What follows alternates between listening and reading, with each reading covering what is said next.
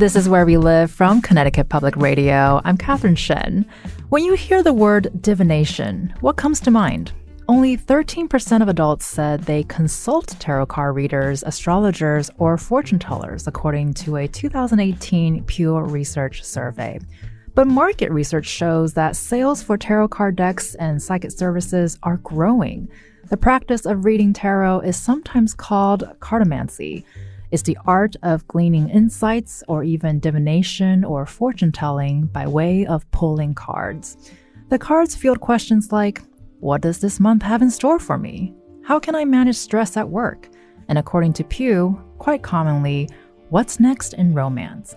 This hour, we look into how the rise in the business of divination is being reflected in a rise in personal spiritual practice around the cards.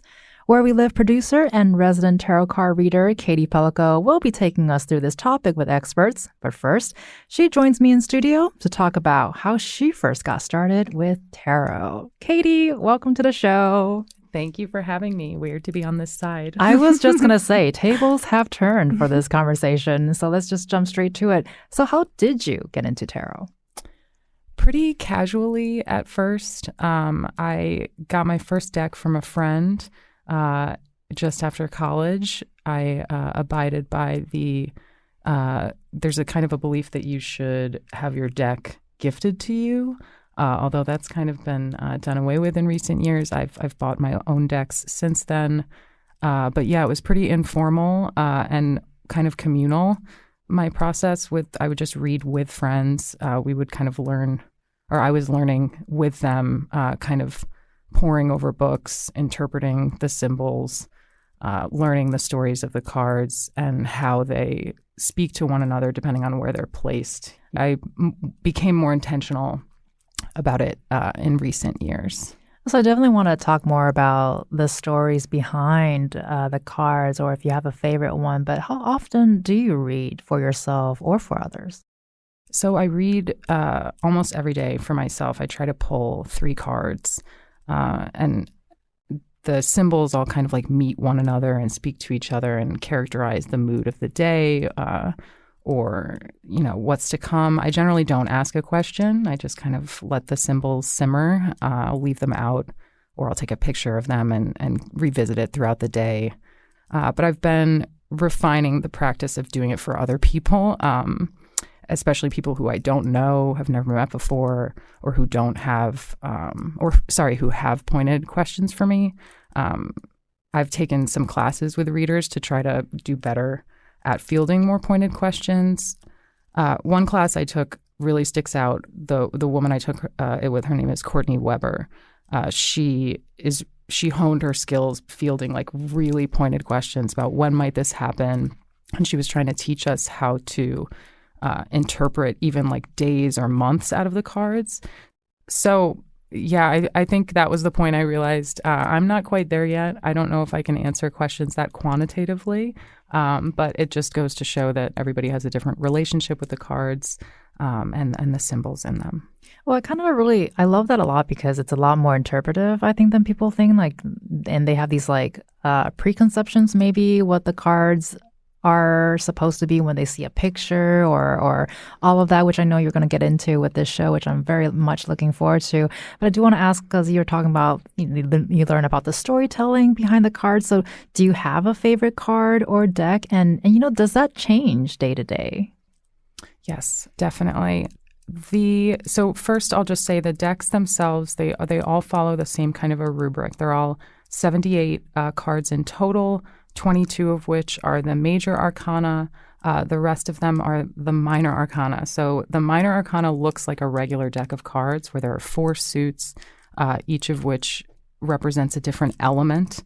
And then the major arcana is, I think, every tarot reader's favorite part of the deck because it's these very aspirational, devotional symbols running from the Fool to the World. So you might be familiar with those tarot cards. Death, the Tower are some let's say, scarier ones. But there's also the Empress. So my favorite deck is the Mother Piece deck. That's what I learned on. And I would say my favorite card is the Hermit, but that is a darn hard question to answer. Well, I was going to say, I don't think there's a right answer, really. And that's kind of what I mean, too. Like, does it change day to day, like the meaning of the cards for you? Definitely. As I said, the meaning of my readings, my daily pulls, evolves even over the course of the day. I feel like I'm always in conversation with the symbols. You definitely are building your own relationship with the deck, though. So someone else's interpretation of the Hermit could be totally different from mine, and mine might even differ in the context of two other cards, like the Hermit alongside the Three of Wands and the Four of Discs means something totally different than if it's next to the Tower and the Four of Cups. And so, because I think this is such a personal thing at the end of the day, what do people usually use it for? You mentioned there are people who ask pointed questions, but you also draw daily cards where you don't ask a question. So, is this a big question to ask? Like, what do people use it for in general? Yeah, I think that's a very exciting and open-ended question at the moment. I mean, the Pew Research you cited earlier from 2018 predates this kind of resurgence of interest in spiritual practices like tarot, like astrology even, although I would mention that astrology not only is far more mathematical and less interpretable, but it's also, it has the kind of spiritual origin story that tarot, we will be surprised to learn today, does not, necessarily at least. So the Pew Research showed that predominantly questions about romance were asked, and that most people who sought out tarot card readings or fortune-telling services were women. But I would be really curious to see how that has changed, and I'd be remiss to not mention that I think the pandemic had a lot to do with that development and growth of this market. And so what does learning more about the tarot look like? Because it sounds like you're not just learning about the literal cards, but you're also learning about yourself. Absolutely. Absolutely. I mean, there are some cards when I pull, I have such beautiful memories of having pulled them for friends and, huge moments of their lives. And, that's just one example of the kind of like experience that you build into each card. But I would say most importantly, don't feel like you have to take a class. It really does start with you and the deck and that process of learning about yourself. I mentioned the Devil and the Death card, and I often do to newbie readers just because I call them the early jump scares of the deck, because you really do go through this process of confronting the misconceptions you have about these inherited ideas, and even like the ways that gender is depicted in the deck is a really productive grounds for critiquing how that might show up in your own life, using the cards as kind of like a vehicle for incisive question asking and not just, when will my boyfriend come around the corner? But when will he come around the corner? What about my fictional boyfriends? And well, speaking about vehicles, we are jumping on one right now because you are going to be pulling a card for me. Vroom, vroom. Hey. Okay, let's do this. So we're just going to pull one card. The anticipation is killing me right now. And you can see sometimes I'll say before I pull a card, like this can just be for this conversation, but let's see where the cards I think take let's see where the vibes are. I feel like that's what we're doing today. I trust that. Oh my gosh. What is it? The Hermit. No. I love that. Yes. You're joking. Yes. This is happening live, people. I adore that. So if you will allow me to expound a little bit on why this symbol is so perfect Please expound. You and arguably for what we do here at Where We Live. So the Hermit depicts a Virgil-like figure holding a lantern. And the connotation that you might ascribe to the Hermit, immediately take that away. Stop it. Because the Hermit is no curmudgeon. This figure does not live in a cave or under a rock. They know the power of not just withholding, but turning inward and, yes, casting out the world and expectations, but in order to better fill one's role in service to community. So the Hermit is the writer, the creator, again, the person for whom it is critical to distinguish one's purpose, one message, and it's the audience and how it can transform things. So, yeah. Well, I don't know what can possibly be more perfect and kismet than that. Truly. And well, Katie, I'm super excited to learn more about tarot. So here I am passing the mic over to you to take us through the rest of the show. Thank you, Kat, and thank you for letting me read your cards. Later, we're going to hear from a professional tarot card reader and deck maker in our state. But first, Tim Young is a curator at the Beinecke Rare Book and Manuscript Library. He's overseeing research being done right now on some of the oldest tarot cards in the world. I was very surprised to learn and a little disappointed about their not-so-spiritual origin story. Tim, welcome to the program. Happy to be here. Can you tell me, how did the Beinecke Library acquire these cards and when? Let's start there. So the Beinecke Library has mainly literary manuscripts and archives and rare books of all types. Playing cards are something that people might not guess would be in a collection, but if you think about them, they are integral to the history of printing. So there have been a few examples that have been at Yale for a long time, but the great leap forward came in 1967 in the estate of a woman named Mary Flagler Carey. She and her husband, who predeceased her, named Melbert Carey, were of means, so they traveled around the world. They collected many things. They also did great support for a lot of different sort of artistic and educational causes, but they were very much, I would say, almost obsessed with playing cards. So they would like to get as wide a variety of materials. So this whole world of like ephemera, as well as books about the rules and cards, came to Yale in 1967 after Mary Carey passed away. About 2,600 decks. There are several hundred books and then a lot of boxes of these other objects, as I mentioned. And within them, there, of course, are examples of early tarot and tarot. Which lets our listeners know this categorization for tarot cards is actually correct, that it's a playing game and not quite the divination tool we might know it as today. So can you tell me a little bit about why it was in that collection and a little bit about its origin story for use? It's interesting to talk about this, and very important, because tarot really are the earliest example of cards in Europe.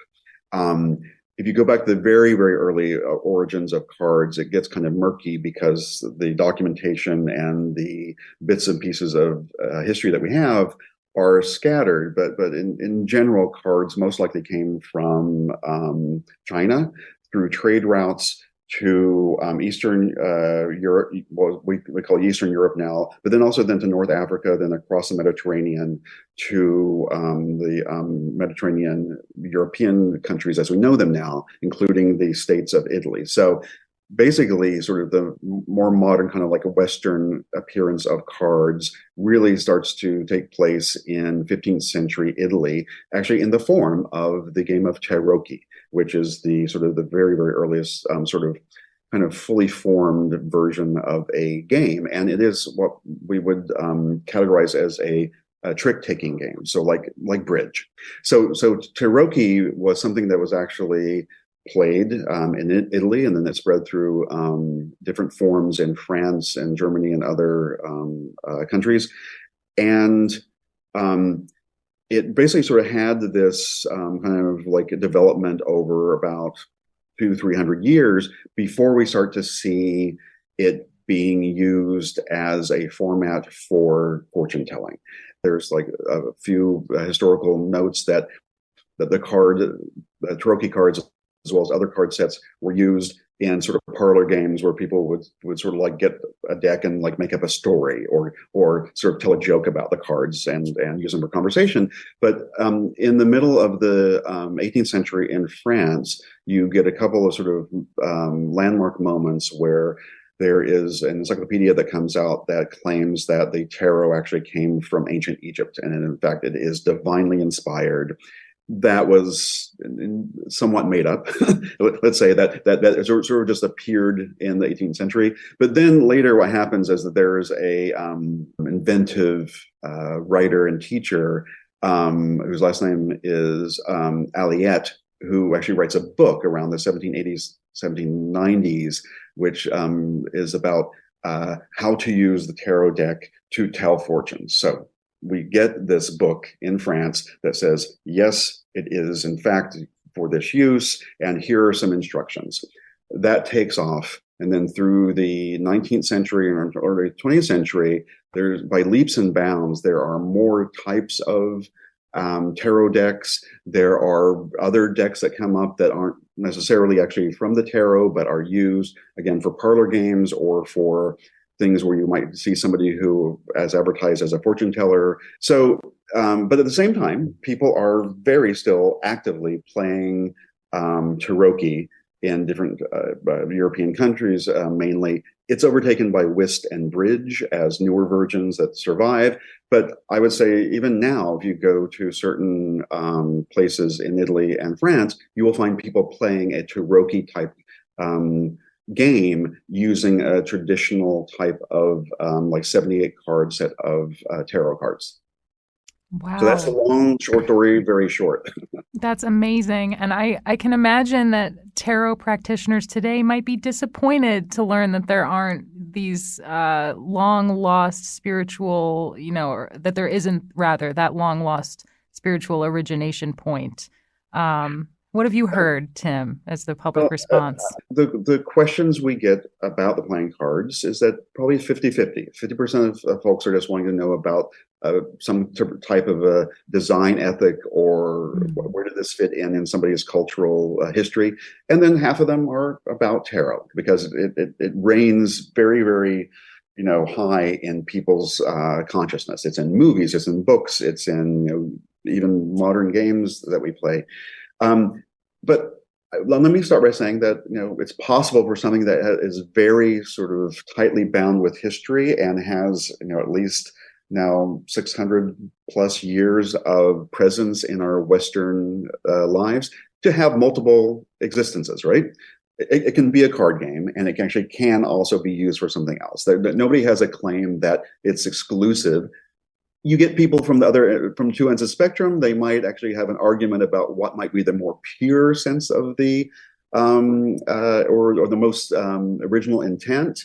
And if you look at it, the Trumps, what an odd vocabulary. The broken tower, the hanged man. For something like that to come together, kind of like at a moment in early modern history. It's kind of strange. It's like, I would think, well, gee, there must be something else that happened behind this. But then when you actually look at those early years, those images are also drawn from other cultural sources, that they weren't actually just invented 100%. They do relate to some heraldry and some imagery and some paintings. I'm playing the librarian sort of like middle path, like I always have to do, which is to say that many readings of these cards, sort of like in the very sort of blunt sense, as they're used for playing, they're used for divination, are actually viable because they have their own sort of cultural worlds that support them. I love that. Wow, that's so fascinating. I have like dozens of questions just based on what you shared. But I want to make sure to clarify first and foremost, the cards you have, they're sometimes referred to as the Visconti Sforza cards, these original, still in existence cards. Which does the Beinecke Library have? So I'm glad you asked that question because the research that we're doing right now in conjunction with other holders of parts of these decks. And one thing to point out too is that nobody has a complete deck through time and through shuffling back and forth. That's no pun intended. A few cards were lost or maybe sort of given away or something like that. So what resides at Beinecke is a set of 67 surviving cards out of 68 of a deck which was called Visconti Sforza, but that name can be applied to 3 other decks that are held. So for a clarification, we call ours our Visconti di Madrone, and Madrone was an owner of them, so that places them there. Sometimes you see it online as the Visconti Carey deck or the Visconti Yale deck. And this is a wide-ranging, sort of powerful family in northern Italy in the era from like the 14th, 15th, and 16th century. But they are handmade and hand painted. So they're one of the important things is that these cards are each like miniature paintings. We have 67, beautiful paintings that are overlaid with gold and silver and lapis lazuli, and they were made for really, really important ceremonial moments, such as a gift to a new couple being wed, along with other kinds of riches and presents. And they also they sort of commemorate some of the figures. Some of the people on the cards are actually real historical figures that were in both families. They're wearing signs of the two families, and so the cards themselves also serve the purpose of showing that's the joining of two families together, right? So it's consolidation of powers. There's this entire historical, political, family history story that's embedded in these cards, and the team that is doing the work, which includes librarians and conservators, also has people who look at it through fashion history and the history of pigments, and as well as the lineage of Italian families that were in power at the different sort of like city-states at the time. So that's one of the beautiful things about a library. We want folks to see that a gorgeous piece or an innocuous piece is going to, if you question it, it's going to tell you this other story that you may not realize it was holding on to. Amen. That's fascinating. Well, thank you so much, Tim, for your time today. Good to be here. Thank you. You've been listening to Tim Young, a curator at the Beinecke Rare Book and Manuscript Library at Yale University. After a quick break, we'll hear from deck makers and readers where we live. Do you read tarot, or do you want to know more about it? Join the conversation. Find us on Facebook and Twitter at Where We Live.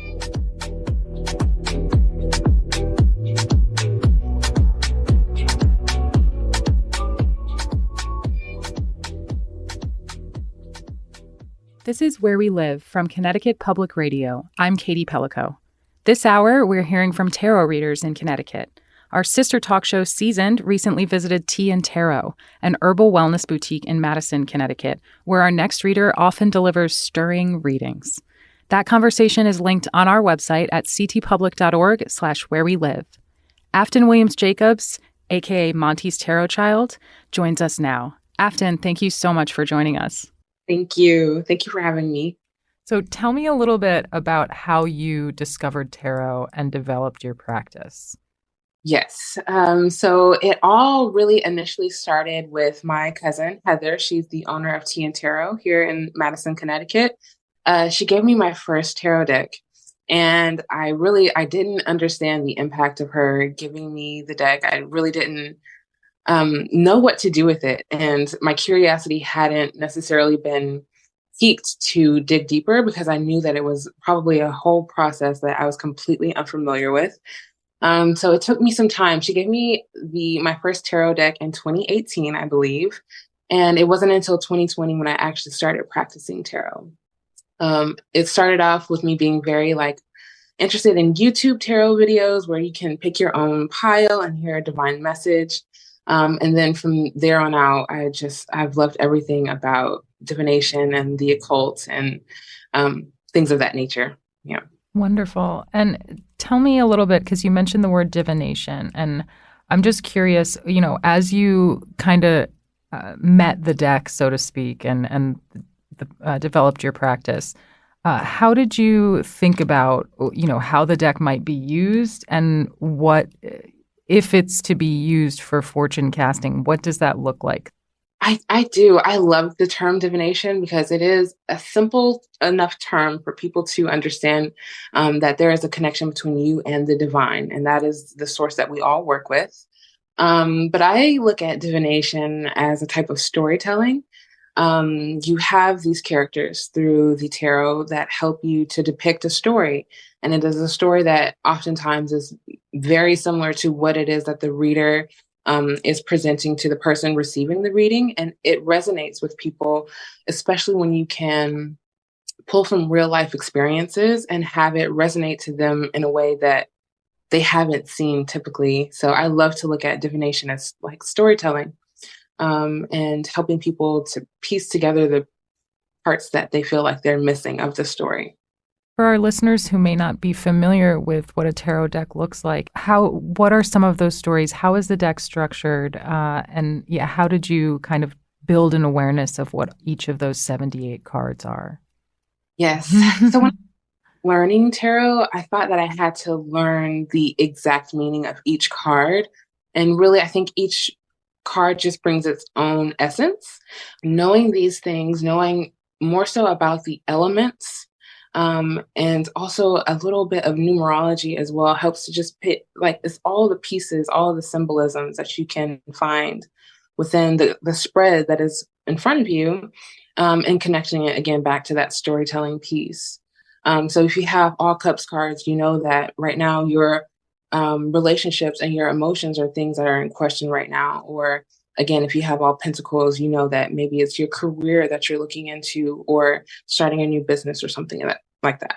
Getting into astrology is key as well because it's part of what I've found to be, and tell me what your feelings are on this, a kind of a resurgence of interest in spiritualism and even this kind of like pop culturization of astrology and tarot.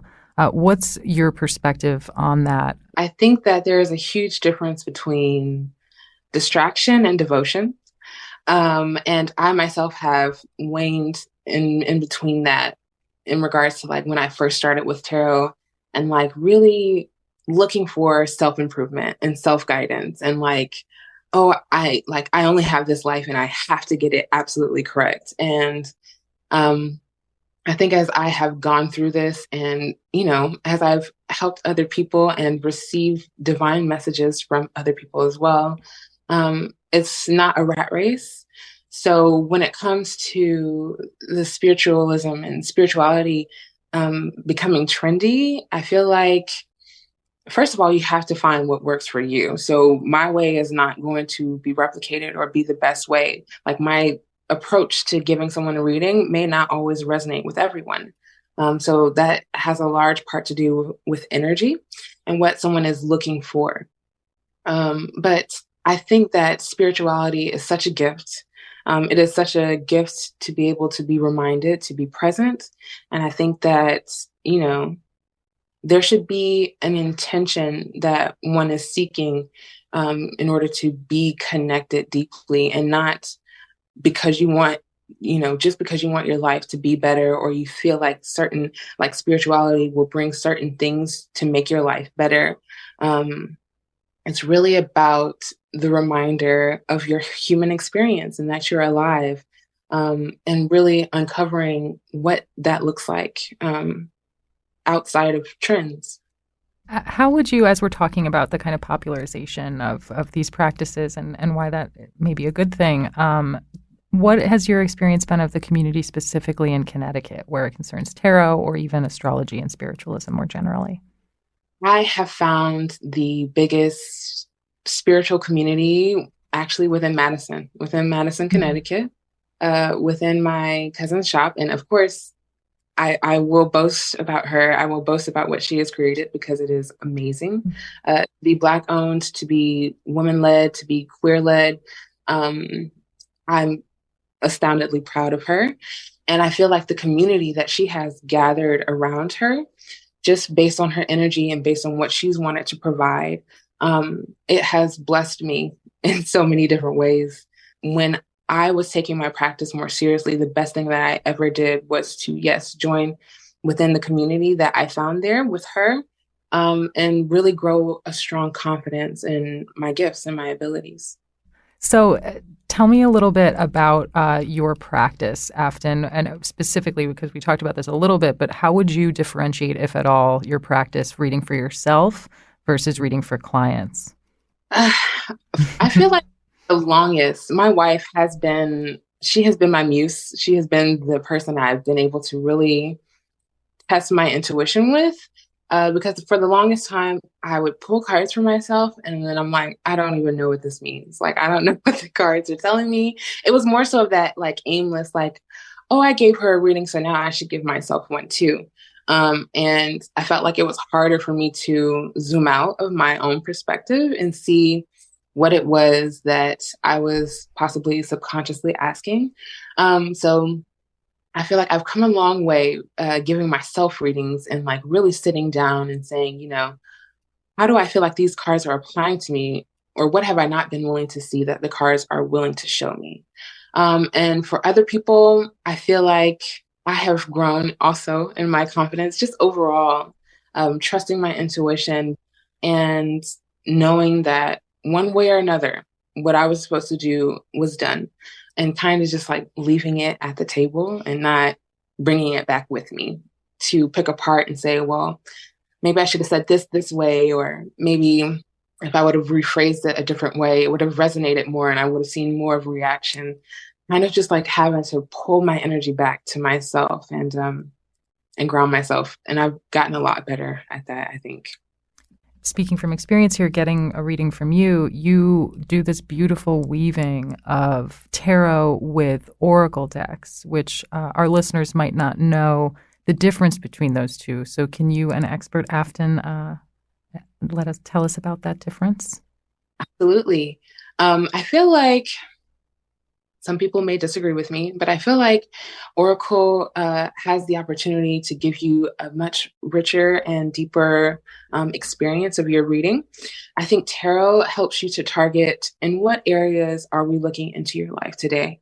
And the Oracle, based on someone else's intuition that decided to create this unique experience, you get to have these bite-sized messages, again, like you said, weaved together.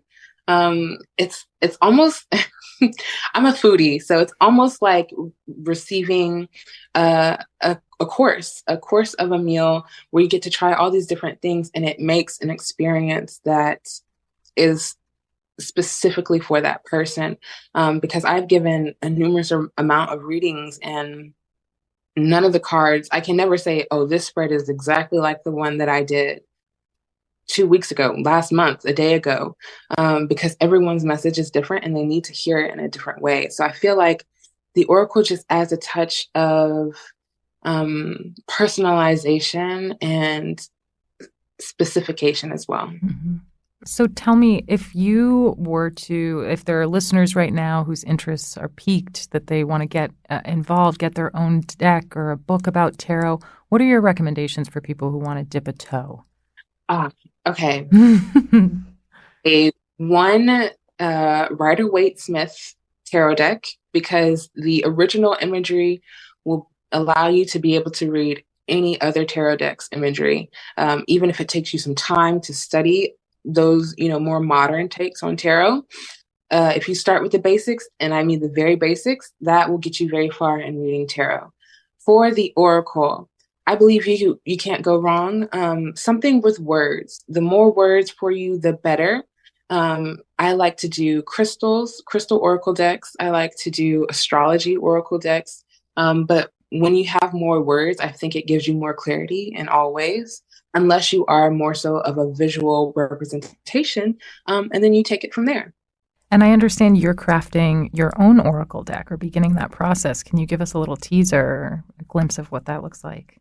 I am still in the creative process, putting the deck together, getting the correct affirmations that I want to have involved with it, which helping, the fact that I do divination, it helps me to be able to come up with some of the things that I think that would be really impactful and important for someone to hear when shuffling their own cards. But the theme of the deck and the title of the deck is the Stoner's Journey Oracle. It's between the Stoner's Journey Oracle or the Stoner's Affirmations. And it is a weed-themed oracle deck that I am creating.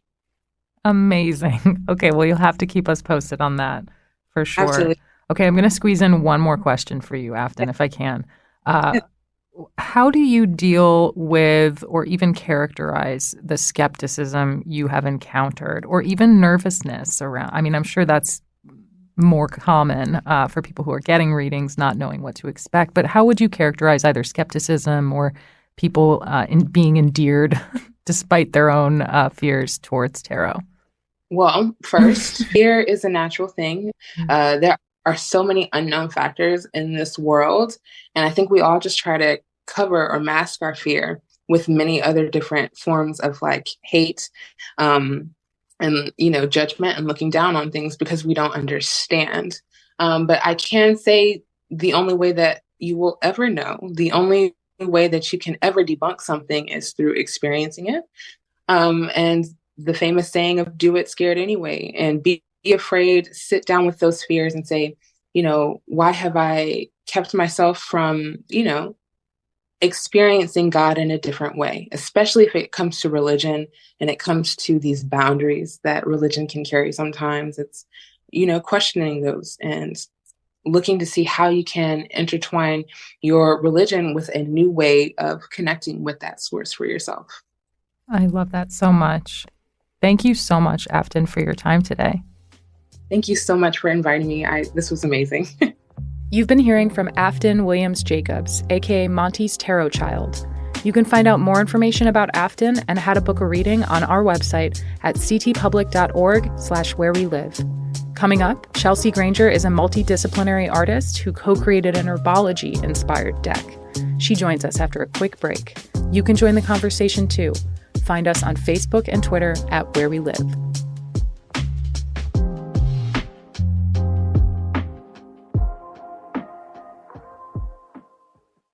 This is Where We Live from Connecticut Public Radio. I'm Katie Pellico. This hour, we're exploring the art of tarot and pulling cards. Tarot decks typically follow the same 78 card breakdown. There are 56 cards of 4 suits or elements, plus the 22 major arcana cards, which range from the Fool to the World. But oracle decks can be any number of cards, any system of symbols. They're truly dealer's choice. One multidisciplinary artist where we live co-created a deck I happen to adore. It's called Dirt Gems. Chelsea Granger joins us now from North Guilford. Chelsea, welcome to the program. Thank you for having me. Before we focus on your oracle deck that you co-created, Dirt Gems, I would love to focus a little bit on your broader work as a multidisciplinary artist.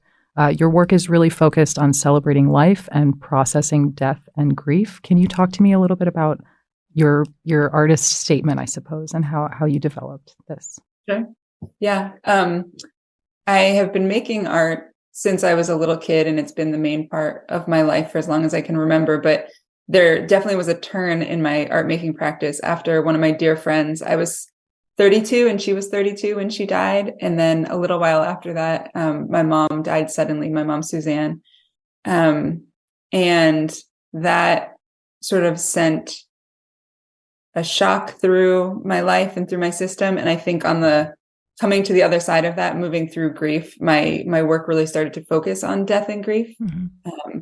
And whether that be paintings or writing, I think that my work became very much about celebrating life, sort of singing up all the beauty that's here around us, and then also trying to include like multiple dimensions into my painting so I could sort of make visible the invisible. And that was really comforting for me. And I found for a lot of other people, they found a lot of healing in those images. And then along with that, I wrote a book, sort of a zine style self-published book called So Many Ways to Draw a Ghost. And that really focuses on my own experience with my mom's death and my friend Ruth's death, as well as having contributing writers and artists. That's awesome. And, kudos to you for kind of paying forward your own processing through your artistic process. It's just really beautiful, the work you do.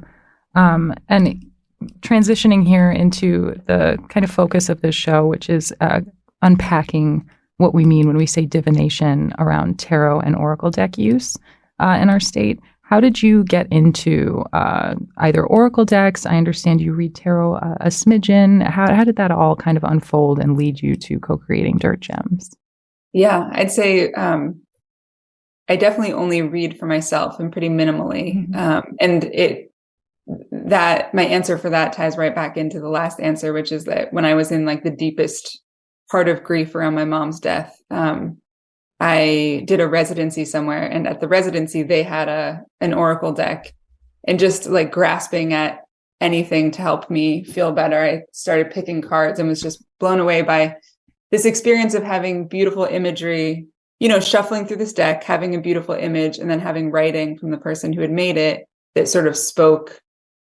This one was made by a Jewish artist, and my mom is Jewish. I'm Jewish, so it tapped into that connection. And it was also connected to the moon. It was pretty simple, but I just found that the messages felt like they were connecting me to my mom, connecting me to myself, taking me out of a stuck place.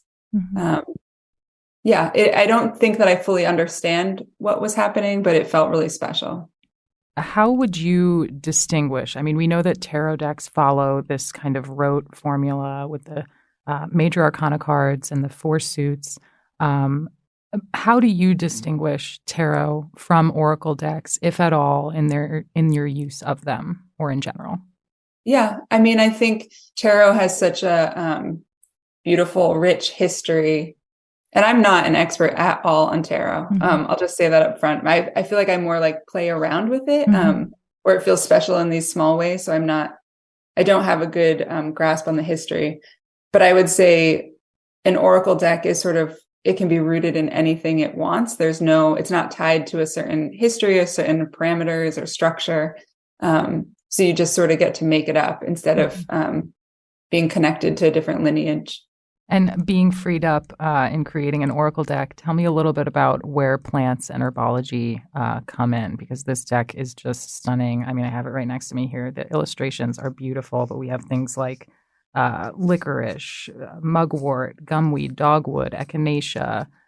Tell me a little bit about why plants became the system and the history to draw on, as it were. Yeah, thank you so much. I lived in Western Mass. I grew up in Massachusetts and lived in Western Mass for most of my life. And when the deck first came into being, the idea of it, it was a friend and I was sort of surrounded by plant people, whether they were farmers or herbalists or doing plant conservation. And the woman, my dear friend, Anne Louise Burdett, who I made the deck with, is an herbalist and does plant conservation. And so she had her own deep connection to plants that was part of her life professionally and personally. And then for myself, I'm a kid. I grew up in the woods. I'm very connected to plants just in my own way, not so much formally, but a like strong love and appreciation. I had a friend, I worked at a bar and I had a friend she was an herbalist and I took a class with her. So I have very rudimentary knowledge of the medicinal qualities of the plants, but I feel like I have my own relationship with them that I've just tended through the years. But I think the friend Annie and I think we both were drawn to these different card decks just in the beauty and richness of the images. And then her as a writer and just wanting to collaborate on a project. So it's funny how vague it feels, but it just felt like it came into being in a very natural way. That's beautiful and seems fitting. Organic. Yes, origin very story. much so. Love that. Well, I'd love to ask if you have any standout experiences using the deck, either on, pulling your own cards or even just in the process of illustrating it. Some favorites. We'll get into more what you drew on for inspiration, but were any unique moments that you've had with the deck? I mean, I think in making it was such a beautiful experience. The way we would work, Annie and I, is that she would do sort of a set of writing. There's I think 65 cards, and she would send me maybe 12 pieces of writing at once. And I would sit down and read the writing and I would print it out. So I'd have an 8.5 by 11 piece of paper with a printout of her writing. And I just would read it and I would just write notes or draw any symbols that came to mind from reading her writing. And then those sort of became the sketches. And it just happened in such a natural, beautiful way. Like right now, I still can't imagine painting 65 cards. Like it still seems shocking to me that I did it. And so it just feels like they very much, not that they were, sometimes saying the word channeled feels confusing to me, but it does feel like something was helping me make these images. And as for favorites, I love mugwort. I love valerian. I love Iris. My middle name is Iris, so that one was fun. I don't know. I definitely have a few favorites. There's some that I really don't love. There's some that I feel far more connected to. But yeah, those are a few of my favorites. Definitely. They're all stunning, I have to say. I'm curious, Chelsea, whether thinking about tarot or your oracle decks, how do you respond to the term divination? I find that generally readers, whether they do it personally or professionally, they don't really identify with the term as descriptive of their practice insofar as, we're not necessarily fortune telling here, but maybe meeting the cards in a different kind of conversation. So what's your response to that term? Yeah. I think that's a great question. I think that my relationship, like when I pull cards for myself, and for me, the practice, it's not an everyday thing. Sometimes it is. When I've been having a really hard time in life, I find that I pull cards more. And for me, it's just pulling one card. Just at the start of the day, I have a writing practice. From the book Artist Way, I do morning pages. So three pages of stream of consciousness writing. And before I will do the writing, I'll pull one card. And I just find that it's a beautiful way to tap into something outside of myself. I think we can get so in our own worlds, in our own heads, and to pick a card that, whether like a symbol of like a chain or a snake or, whatever comes up that can speak. So it's the symbol. And then there's whoever is putting the project together, whatever the writing that goes along with it. And I just find that there's something that is connecting me to something larger than myself or outside myself in a way that, I don't know. I'm not sure how I connect to that word. It's funny. Mm-hmm. I mean, just as you're talking, I'm thinking about how reading tarot, it almost offers or induces a moment of not knowing for once, of saying, maybe I don't know everything, and that beautiful letting go and letting the universe or whatever give you something new, something beyond what you can reason through. Exactly. Yeah, it feels like some kind of gift. Right. The same way if you're like having a moment in your life and the bird or the butterfly or the rainbow shows up and you feel like there's some sign or something like larger than you. It feels a little bit like that for me. And then sometimes the butterfly will show up in the cards and remind you that you didn't properly take note of the real one. So that was your grandma. Just kidding. Exactly. Love it. So tell me, final question for you here, Chelsea. What feelings do you hope to evoke through Dirt Gems? And, if there were a kind of informal user manual for it, what are your hopes for the deck? I think that my hopes would be, definitely adding some, I hope that the cards, the beauty of the cards can bring a vibrant sort of richness to when you pull one, just adding a little bit of beauty to the day. And then I'd say just, connecting any possibility to connect into the plant world, to have these relationships with plants that we remember them and honor them and can see them in new ways or old ways, feels really important to sort of a slowing down and a noticing. Thank you so much for your time, Chelsea. It's been so lovely speaking with you. Thank you so much for having me. You've been listening to Chelsea Granger, a multidisciplinary artist from North Guilford. You can find more information about Chelsea and see images of the Dirt Gems deck on our website at ctpublic.org/wherewelive. I'm Katie Pellico. I produced today's show with help from Katie Tolarski and Catherine Shen. Our technical producer is also Kat Pastor. Download Where We Live anytime on your favorite podcast app, and thank you for listening.